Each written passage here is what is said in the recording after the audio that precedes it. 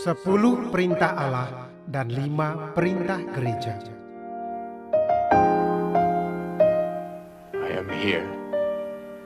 Put off thy shoes from off thy feet, for the place whereon thou standest is holy ground.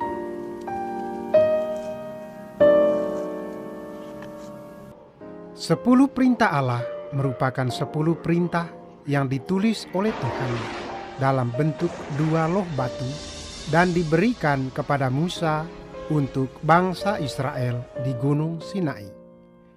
10 perintah Allah menjadi suatu landasan moral untuk membebaskan bangsa Israel dari perbudakan dosa setelah terbebas dari Mesir. 10 perintah Allah ini bisa kita baca dalam kitab Keluaran bab 20 ayat 1 sampai 17 dan kitab Ulangan bab 5 ayat 6 sampai 21. Adapun urutan ke-10 perintah Allah dalam Gereja Katolik adalah menurut penomoran Bapa Gereja Santo Agustinus dari Hippo. Berikut adalah 10 perintah Allah seperti terdapat dalam puji syukur nomor 6. 1. Jangan menyembah berhala, berbaktilah kepadaku saja, dan cintailah aku lebih dari segala sesuatu. 2. Jangan menyebut nama Tuhan Allahmu dengan tidak hormat. 3. Kuduskanlah hari Tuhan. 4. Hormatilah ibu bapamu. 5. Jangan membunuh. 6. Jangan berzina. 7. Jangan mencuri. 8. Jangan bersaksi dusta tentang sesamamu. 9. Jangan mengingini istri sesamamu. 10. Jangan mengingini milik sesamamu secara tidak adil. 3 perintah pertama dari 10 perintah Allah menuntut penghormatan terhadap Allah, peringatan hari Tuhan, dan melarang pemujaan selain Allah. Perintah keempat dan seterusnya berkaitan dengan hubungan antar pribadi manusia, seperti hubungan orang tua dan anak, serta larangan berbohong, mencuri, membunuh, berzina, dan keinginan akan hal-hal yang dilarang. Perintah Allah ini dipandang penting untuk pertumbuhan dan kesehatan rohani yang baik buat umat Katolik.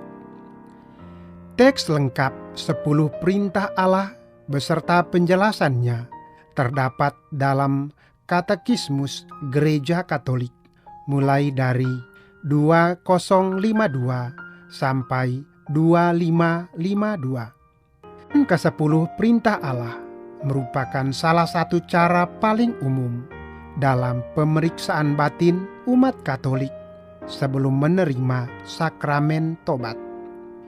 10 perintah Allah menginstruksikan hubungan kasih kepada Allah dan kasih kepada sesama seperti yang dirangkum oleh Yesus. Kasihilah Tuhan Allahmu dengan segenap hatimu dan dengan segenap jiwamu dan dengan segenap akal budimu. Itulah hukum yang terutama dan yang pertama. Dan hukum yang kedua yang sama dengan itu ialah kasihilah sesamamu manusia seperti dirimu sendiri. Pada kedua hukum inilah tergantung seluruh hukum Taurat dan kitab para nabi. Yesus membebaskan bangsa Yahudi dari hukum Taurat yang dalam praktiknya sangat memberatkan rakyat dengan 613 butir peraturannya untuk kembali mengacu pada 10 perintah Allah, karena ke-10 perintah itu dituliskan oleh jari Allah, tidak seperti hukum Yahudi yang ditulis oleh jari manusia. Ajaran ini ditegaskan kembali dalam Konsili Trente dan Konsili Vatikan II.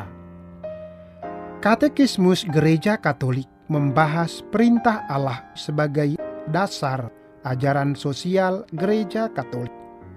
Gereja memandang 10 perintah Allah sebagai jalan kehidupan untuk melindungi umat dari bahaya yang mengancam kehidupannya.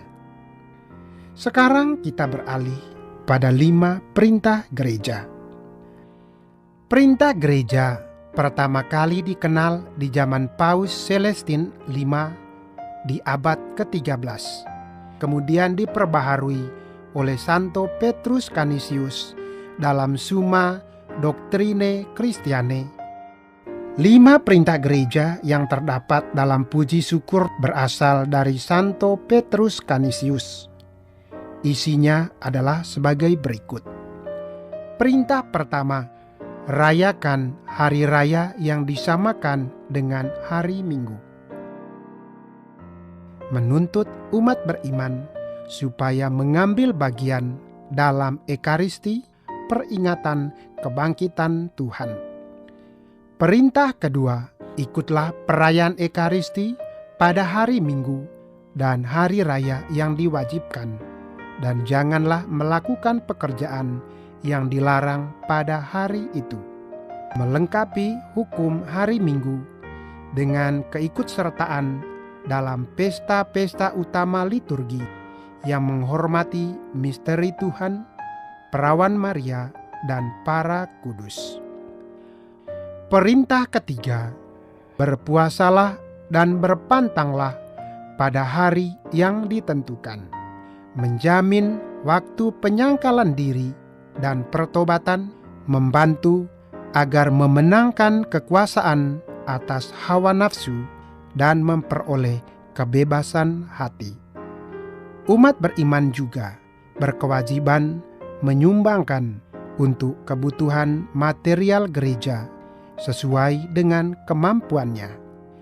Perintah keempat, mengaku dosalah sekurang-kurangnya sekali setahun. Menjamin persiapan untuk Ekaristi. Perintah kelima, sambutlah tubuh Tuhan pada masa Paskah. Menjamin satu batas minimum untuk menerima tubuh dan darah Tuhan dalam hubungan dengan pesta-pesta masa Paskah, asal dan pusat liturgi Kristen. Kelima perintah di atas adalah ketentuan gereja, maka gereja dapat membebaskan orang dari kewajiban memenuhi perintah tersebut berdasarkan alasan yang kuat, misalnya sakit. Semoga Roh Kudus selalu membimbing kita dalam menjalankan perintah ini sebagai suatu bintang pedoman pesiarahan hidup kita sepanjang perjalanan kehidupan kita ini. Amin.